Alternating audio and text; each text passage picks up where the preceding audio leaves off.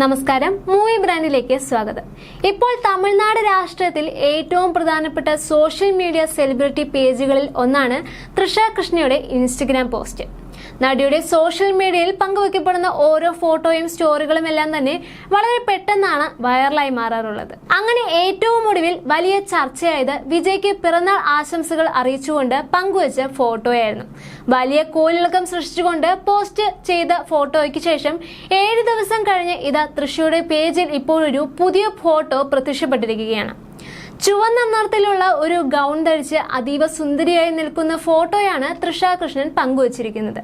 എന്നത്തെയും പോലെ തന്നെ എന്ന ക്യാപ്ഷനൊപ്പം കണ്ണുറുക്കി കാണിക്കുന്ന ഒരു ഇമേജിയും ഹാർട്ട് ഇമോജിയുമാണ് താരം ഇപ്പോൾ പങ്കുവച്ചിരിക്കുന്നത്.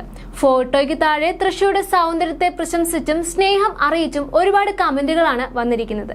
ഹൻസിക മോട്ടുവാണി, ചാർമി കൗർ പോലുള്ള സെലിബ്രിറ്റികളും കമന്റ് ബോക്സിൽ എത്തിയിട്ടുണ്ട്. മഞ്ജു വാര്യർ, ലിസി ലക്ഷ്മി തുടങ്ങിയവരും ചിത്രങ്ങൾക്ക് ലൈക്ക് അടിച്ചിട്ടുണ്ട്.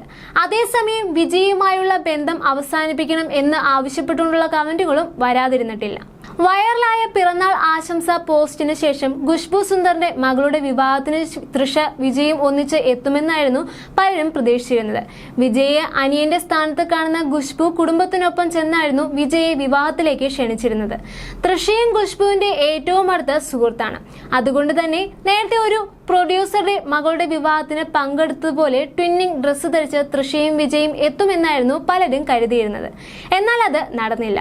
വിജയ് വിവാഹത്തിന് പങ്കെടുത്തിരുന്നില്ല. പകരം ചെന്നൈയിൽ നടന്ന ഒരു ലഹരി വിരുദ്ധ മാരത്തണിൽ പങ്കെടുക്കാനാണ് താരം തീരുമാനിച്ചത്.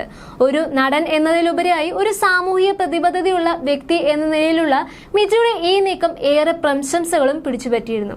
അതുപോലെ തന്നെ തൃഷ പങ്കുവച്ച വിജയുടെ പിറന്നാൾ ആശംസാ പോസ്റ്റും വലിയ രീതിയിൽ വിവാദമായി മാറിയിരുന്നു.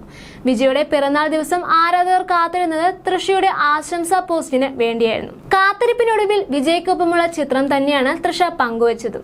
വിജയ്ക്കൊപ്പം കേക്ക് മുറിച്ച് ബർത്ത്ഡേ ആഘോഷിക്കുന്ന ചിത്രമായിരുന്നു തൃഷ പങ്കുവച്ചത്. നിമിഷങ്ങൾക്കകം ചിത്രം വൈറലാവുകയും ചെയ്തിരുന്നു. എന്നാൽ ഈ ചിത്രം വ്യാജമാണോ, AI ഉപയോഗിച്ച് തൃഷ നിർമ്മിച്ചതാണോ എന്നൊക്കെയായിരുന്നു ചർച്ചകൾ വന്നിരുന്നത് ഏറെയും. ഇതിനിടെ തൃഷ വിജയെ അൺഫോളോ ചെയ്തു എന്ന തരത്തിലുള്ള വാർത്തകളും വന്നിരുന്നു. തൃഷയ്ക്കൊപ്പം പിറന്നാൾ കേക്ക് മുറിക്കുന്ന ഒരു ഫോട്ടോയാണ് തൃഷ ഇൻസ്റ്റഗ്രാമിൽ പങ്കുവച്ചിരുന്നത്. കഴിഞ്ഞ 3 വർഷങ്ങളായി വിജയ്ക്കായി തൃഷ മുടങ്ങാതെ ഇട്ടിരുന്ന പിറന്നാൾ ആശംസ ഇക്കുറി വരാൻ അല്പം വൈകി എന്നു മാത്രമായിരുന്നു. വിജയ് തൃഷ ജന്മദിനം ആശംസിക്കാതായതോടെ ഇവർ തമ്മിൽ ഉടക്കി പിരിഞ്ഞു എന്ന വ്യാഖ്യാനങ്ങളും പലയിടങ്ങളിലും തലപൊക്കി തുടങ്ങിയിരുന്നു. തൃഷ വിജയെ ഇൻസ്റ്റഗ്രാമിൽ അൺഫോളോ ചെയ്തു എന്നതും ശ്രദ്ധ നേടിയിരുന്നു. വിജയുടെ വിവാഹമോചന ഹർജി കോടതിയുടെ പരിഗണനയിലിരിക്കവെയാണ് ഇത്രയുമെല്ലാം സംഭവങ്ങൾ സംഭവിക്കുന്നത്. അതുകൊണ്ട് തന്നെ ഇതെല്ലാം തന്നെ വളരെ ശ്രദ്ധ പിടിച്ചുപറ്റുകയും ചെയ്തിരുന്നു. അതോടെ ഊഹാപോഹങ്ങളെല്ലാം കാടുകയറി. നീണ്ട 15 വർഷക്കാലം ഒരു സിനിമയിൽ പോലും അഭിനയിക്കാതിരുന്ന തൃഷ ലോകേഷ് കനകരാജ് ചിത്രം ലിയോയ്ക്കായി വിജയുടെ ഒപ്പം വേഷമിട്ടിരുന്നു. ഒരു സ്കൂൾ കാല സുഹൃത്തിനെ വളരെ വർഷങ്ങൾക്ക് ശേഷം കണ്ടുമുട്ടിയത് പോലെയായിരുന്നു വിജയെ കാണുന്നത്. അതേ സ്നേഹവും സൗഹൃദവും ആശ്വാസവും അവൻ അനുഭവിച്ചിരുന്നു.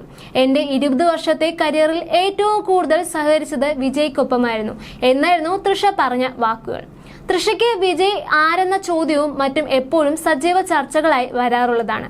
നടിയും നിർമ്മാതാവുമായ ചാർമി കൗർ വിജയ് തൃഷ ബന്ധത്തെ അവരുടെ പോസ്റ്റിൽ കമന്റ് ബോക്സിൽ പ്രത്യക്ഷപ്പെട്ട രീതി പരാമർശിച്ച് പലപ്പോഴും കമന്റുകൾ വന്നിട്ടുണ്ടായിരുന്നു.